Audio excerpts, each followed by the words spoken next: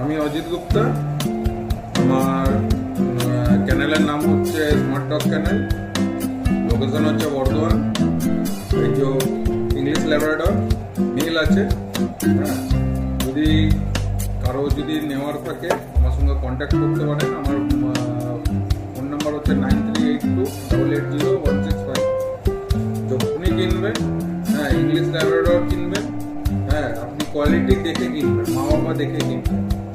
আর যদি সেরকম হয় কম পয়সায় কিনবেন না, হ্যাঁ, দেখতে পারেন কোয়ালিটিটা কীরকম।